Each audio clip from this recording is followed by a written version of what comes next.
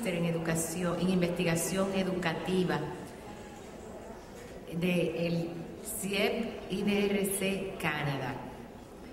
Tiene una amplia experiencia laboral. Trabajó en la Administración Nacional de Educación Pública, ANEP. Fue coordinador general del programa de modernización de la Escuela Media y Formación Docente.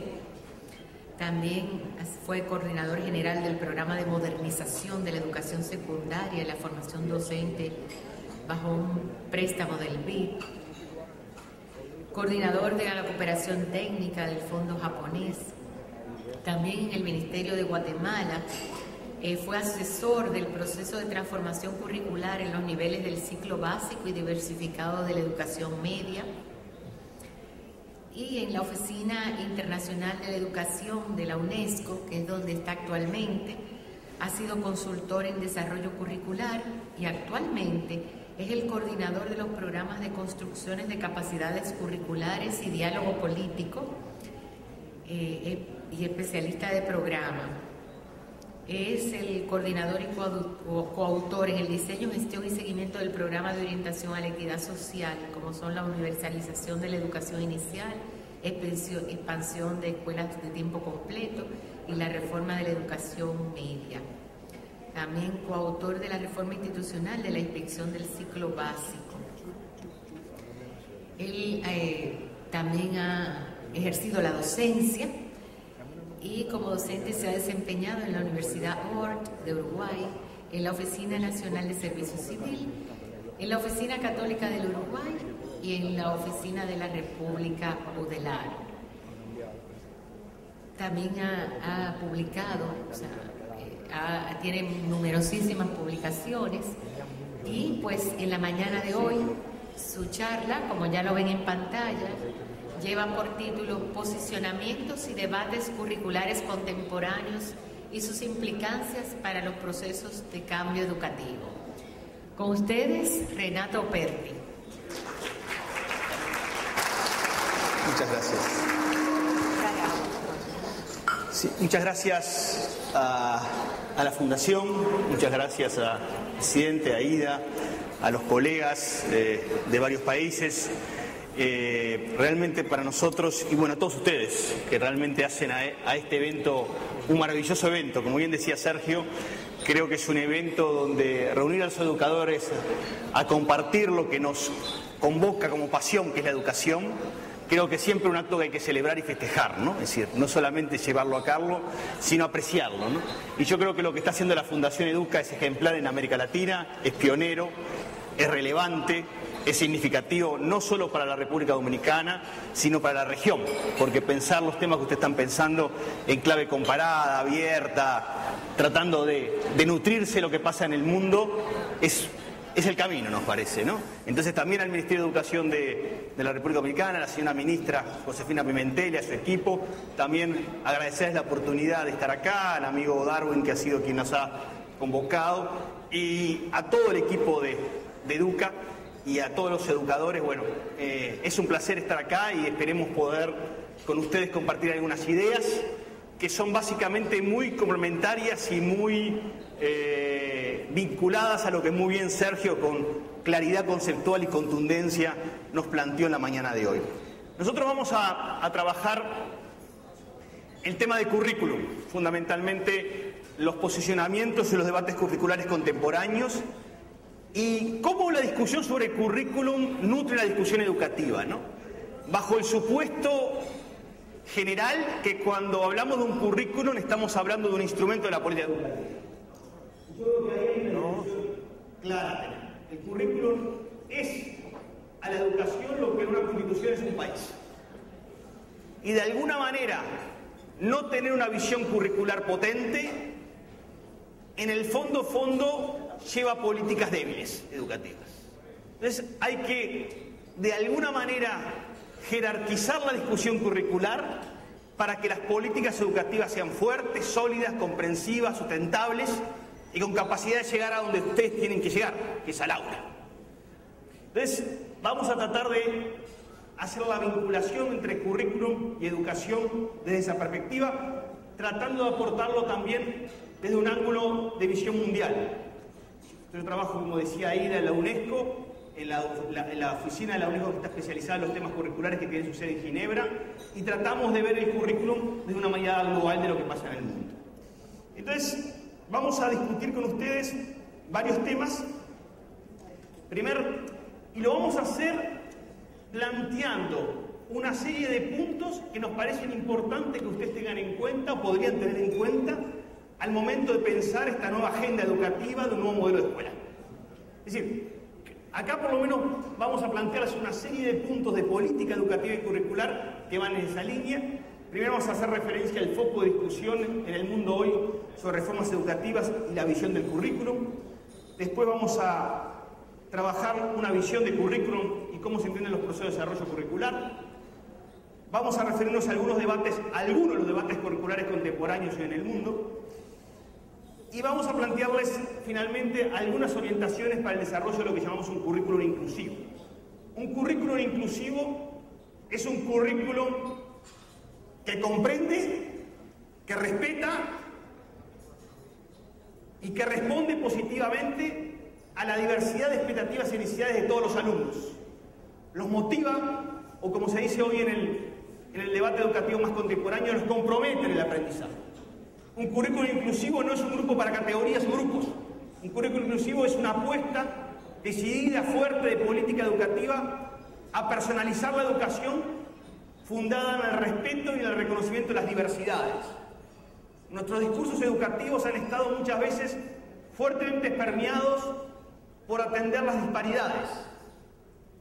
disparidades sociales, culturales, y básicamente nuestras políticas educativas muchas veces han sido el reflejo de la búsqueda de respuestas frente a los problemas de la pobreza, la marginalidad, la segregación, que siguen siendo relevantes, que siguen siendo importantes, que siguen nutriendo nuestra agenda educativa, pero quizás en América Latina no hemos dado la debida atención y el cuidado a atender la diversidad. La diversidad tiene que ver con las maneras en que cada uno aprende, las diversidades tienen que ver con cómo cada uno es y su singularidad y especificidad. Entonces, en las agendas educativas latinoamericanas ha habido muchas más respuestas a las disparidades que a las diversidades. Y lo que hoy planteaba Sergio respecto a una nueva forma de entender el tiempo de instrucción, en parte plantea la necesidad de personalizar la atención educativa para ir a un tiempo mucho más respetuoso y personalizado de instrucción. Es decir, lo que en el mundo se ve claramente que los sistemas educativos más exitosos, como los modelos nórdicos en Europa, Finlandia, son modelos donde se personaliza mucho más la educación, donde se busca pasar del traje a confección al traje a medida. Y el traje a medida implica reposicionar la discusión curricular. Ya no es el currículum como insumo, ya no es el tipo de instrucción como insumo, o los materiales o los textos didácticos, sino como uno gesta diversidad de procesos curriculares para el logro de resultados relevantes. Entonces la discusión no es sobre el insumo para la educación, sino sobre los procesos educativos. Entonces yo creo que ahí hay un cambio que vamos a tratar de ir viendo en la exposición. En primer término, vamos a plantear 5 ejes de discusión, no, hay más por supuesto, no son los únicos, sobre cómo se pueden encarar las reformas educativas bajo un formato más tradicional y bajo un formato más alternativo, o un formato distinto. Las reformas tradicionalmente han sido más reformas, que acá quiero ver si, perdón. Las reformas tradicionales han puesto mucho énfasis en la inversión en insumos y recursos. Entonces muchas de las reformas educativas en América Latina en los 80 y en los 90, básicamente se decía, reformamos la educación, implicaba comprar textos, como bien decía Sergio, hacer la infraestructura necesaria, equipar a las escuelas. Entonces las reformas educativas eran productos de inversiones en recursos e insumos, con el objetivo que si uno invertía en infraestructura y en equipamiento escolar, iba a ir generando las condiciones para democratizar y expandir la educación. Entonces eran reformas que estaban muy preocupadas por la expansión de la educación basada en el modelo de inversión en insumos y condiciones. Hoy por hoy, lo que se habla en el mundo más fuertemente es no tanto de democratizar insumos y recursos, sino también cómo uno democratiza procesos para lograr resultados. Entonces el tema no es la compra del texto escolar, sino cómo el texto escolar se nutre dentro de una visión curricular que apoya al docente para motivar al alumno y lograr buenos resultados. Entonces las políticas no son los textos, las políticas son los procesos educativos que hacen uso de los textos como una herramienta más para el logro de determinados resultados. Entonces las reformas contemporáneas ponen mucho más énfasis en 4 aspectos que ustedes ven ahí en el formato alternativo que es importante de marcar. Acceso, procesos, participación y resultados. Ya las políticas curriculares y educativas no son sobre accesibilidad o sobre resultados o procesos en formatos distintos. Hay necesidad de articularlas. Hay que tener políticas de acceso, procesos, participación y resultados de manera combinada e integrada. Entonces ya no es la política del acceso a la educación, sino es la política que combina diferentes dimensiones y las integra bajo una dimensión holística. Por eso hablamos de que el formato alternativo implica el eje del formato alternativo es democratizar las oportunidades de información. No es invertir para lograr mejores resultados, es democratizar las oportunidades de información. Y para democratizar la educación hay que tener políticas integradas y holísticas, globales. Y esas políticas requieren no solamente la educación formal, requieren la educación no formal e informal, requieren repensar los sistemas educativos. Lo que sucedió muchas veces en América Latina es que las políticas de inversión se hicieron sobre formatos de sistemas educativos tradicionales, donde no había o no existía esa visión holística e integrada de la educación y del currículo. Entonces, la primera eje de discusión es cómo pasamos de invertir en insumos y recursos a democratizar procesos y resultados. El segundo eje de discusión tiene que ver cómo pasamos de agendas cementadas a agendas convergentes en torno a equidad y calidad. En los 80 y los 90 se hablaba de equidad separado de calidad. Entonces se hablaba de equidad como programas compensatorios, eran los programas a escuelas o a sectores desfavorables. Pero no se hacía la convergencia de equidad y calidad, no se veían equidad y calidad como elementos que van juntos. Es decir, equidad era asociado a mejorar o compensar diferencias de aprendizaje de los sectores más vulnerables. Y calidad era básicamente proveer textos, materiales, condiciones en los centros educativos. Y eso ha llevado a una segmentación de las agendas educativas. Y en el formato alternativo, equidad y calidad van de la mano. Las experiencias de países como Finlandia muestran que equidad y calidad van de la mano. No se puede lograr un sistema de calidad sin equidad. Y la equidad implica calidad. Entonces, no hay una falsa... Es una falsa dicotomía pensar equidad y calidad como separadas. Equidad y calidad tienen que ser combinadas en una propuesta educativa. Y para eso se requiere entenderlas en este concepto de educación de calidad para todos. No es la calidad como una categoría abstracta, sino la calidad pensada como la generación de procesos que atienden a la diversidad de alumnos para el logro de resultados. Y eso implica un rol importante del Estado como garante de derechos y orientador.